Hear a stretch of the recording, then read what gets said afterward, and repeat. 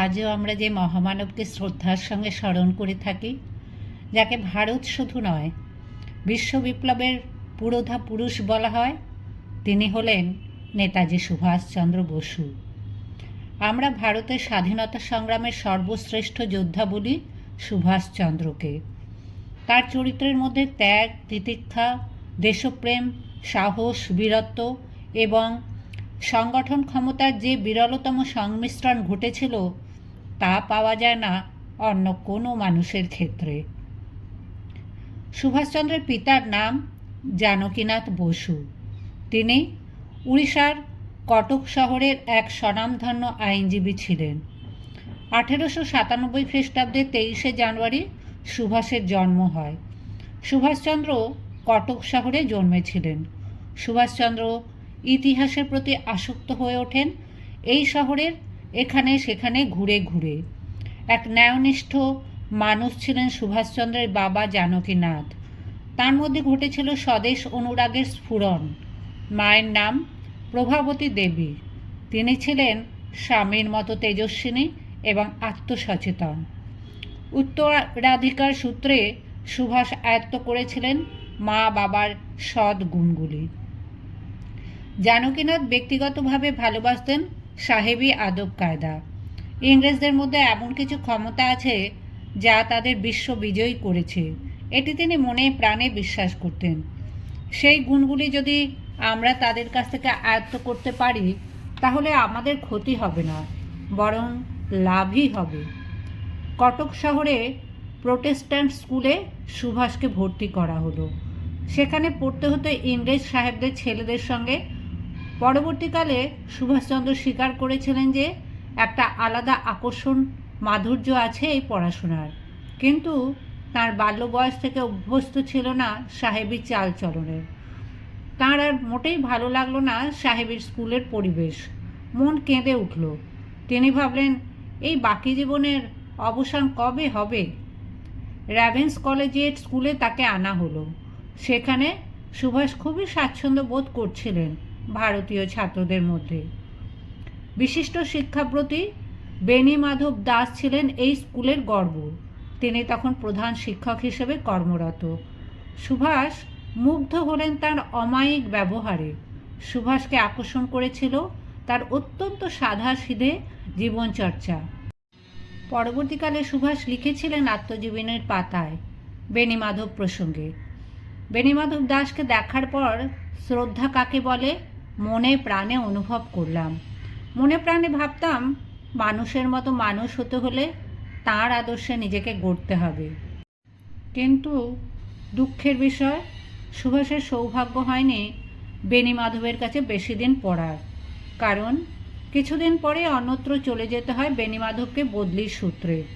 কিন্তু তিনি যে ছাপ রেখে গেলেন সুভাষের জীবনে, কখনো কেউ মুছতে পারেনি সেই ছাপ। সুভাষ স্বামী বিবেকানন্দের কথা শুনেছিলেন বেণী মাধব দাসের কাছ থেকে। বেণী মাধব বাবুর একান্ত আগ্রহে তিনি পাঠ করতে শুরু করলেন বিবেকানন্দের রচনাবলী। কিভাবে জাতিকে উজ্জীবিত করার চেষ্টা করেছেন ওই ভারত পথিক তা বুঝতে পারলেন। তিনি র্যাভেন্স স্কুলে বাঙালি, উড়িয়া, পাঞ্জাবি, মারাঠি সব দেশীয় ছেলেদের পাশাপাশি বসে পড়াশোনার সুযোগ পেয়েছিলেন। সুভাষ পাশ্চাত্য পোশাক পরে স্কুলে যেতেন পিতার ইচ্ছা অনুসারে। একদিন দেখা গেল তিনি অন্যান্য ছেলেদের মতো পরেছেন ধুতি, পিরান আর চাদর। বাবা খুব অসন্তুষ্ট হলেন সুভাষের এই মনোভাবে। এর কারণ তিনি জানতে চাইলেন। সুভাষ ধীরভাবে জবাব দিয়েছিলেন আত্মপক্ষ সমর্থন করে, এটাই তো আমাদের জাতীয় পোশাক বাবা। আমাদের প্রধান শিক্ষক মশাইও আর সব ছেলেদের মতোই জামা কাপড় পরেই ক্লাসে আসেন। সেখানে সাহেবী পোশাক পরা যায়? বাবা একেবারে অবাক হয়ে গেলেন ছেলের কথা শুনে। তিনি বুঝতে পারলেন বয়স কম হলে কি হবে, সুভাষের মধ্যে জন্ম নিয়েছে এক জাতীয়তা বোধের।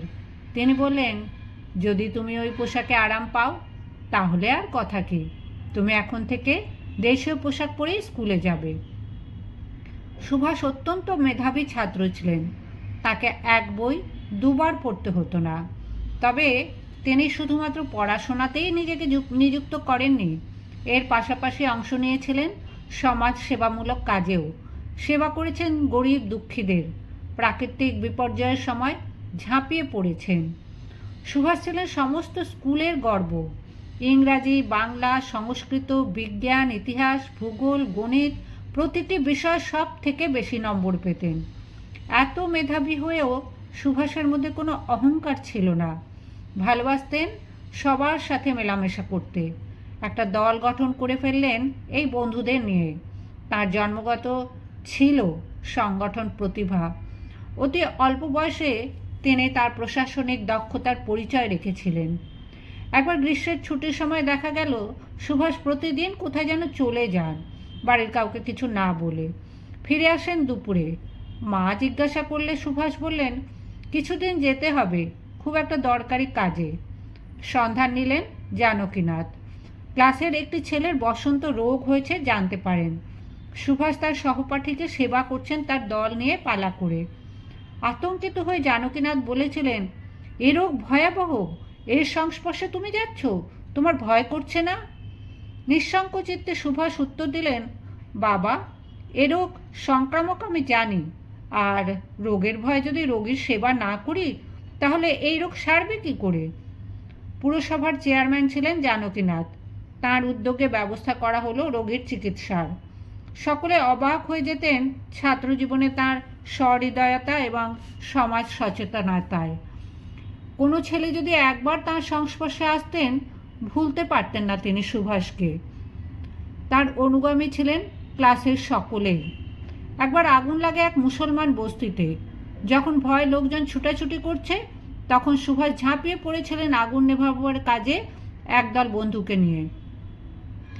ঘটনাস্থলে উপস্থিত ছিলেন কলেজের অধ্যাপক গোপালচন্দ্র গাঙ্গুলিও। তিনি একেবারে অবাক হয়ে গেলেন সুভাষের পরিচালনা শক্তি দেখে। সুভাষ যখন সেকেন্ড ক্লাসে, অর্থাৎ যখন অষ্টম শ্রেণীর ছাত্র, তখন কটকে মহামারী আকারে দেখা দিল বসন্ত রোগ। আবার রাত জাগতে হলো সুভাষকে। দরিদ্র মানুষের ঘরে ঘরে গিয়ে প্রচুর পথ্য নিয়ে যান, শুরু করলেন সেবা। সুভাষ তার প্রভু হিসাবে মেনে নিয়েছিলেন কর্মোদ্যোগী বিবেকানন্দকে। তিনি বিবেকানন্দের পদাঙ্ক অনুসরণ করে এইভাবে পৌঁছে গিয়েছিলেন সব মানুষের মধ্যে। মহামারীর সময় সুভাষ যখন ছেলেদের নিয়ে সেবার কাজে পরিশ্রম করছেন, তখন তাদের কাজে বিঘ্ন সৃষ্টি করে একদল দুর্বৃত্ত। হায়দার মোবলা হলো দুর্বৃত্ত দলের সর্দারের নাম। সে দাঙ্গা হাঙ্গামা করে বেড়াতো উড়িয়া বাজারে মুসলমান পল্লীতে। কেউ কথা বলতে পারতো না তার বিরুদ্ধে। এই সময় বসন্ত দেখা দিল তার বাড়িতেই। আক্রান্ত হলো তার স্ত্রী এবং একমাত্র ছেলে। ডাক্তারের সন্ধানে হায়দার ছুটল। ডাক্তারকে না পেয়ে বাড়িতে ফিরে এলো। অবাক হয়ে গেল এসে যে দৃশ্য দেখল। সে প্রতিজ্ঞা করেছিল যে ছেলের দলকে পাড়া ছাড়া করবে বলে, তারাই তার কুঁড়ে ঘরের দাওয়ায় বসে শুশ্রূষা করছে ছেলে ও স্ত্রীর। এরপর একেবারে পাল্টে যায় হায়দারের স্বভাব। সুভাষের এক গুণমুগ্ধ ভক্ত ছিল আমৃত্যু। সুভাষ র্যাভেন্স কলেজের স্কুল থেকে প্রবেশিকা পরীক্ষায় পাশ করেন। তারপর এলেন শহর কলকাতায়। বিখ্যাত প্রেসিডেন্সি কলেজে ভর্তি হলেন। এই কলেজে পড়বার সময় ভারতবাসী সম্পর্কে বিরূপ মন্তব্য করেন এক ইংরেজ অধ্যাপক। সুভাষ তাকে এই জন্য উচিত শিক্ষা দিয়েছিলেন। এই অপরাধে তাকে কলেজ থেকে বহিষ্কৃত করা হয়। তিনি স্কটিশ চার্চ কলেজে ভর্তি হন স্যার আশুতোষ মুখোপাধ্যায়ের ব্যক্তিগত প্রয়াসে। সেখান থেকে পাশ করেন বিএ। তারপর উচ্চশিক্ষার জন্য ইংল্যান্ডে যান। কৃতিত্বের সঙ্গে আইসিএস পাশ করেন। তারপর স্বদেশে ফিরে আসেন।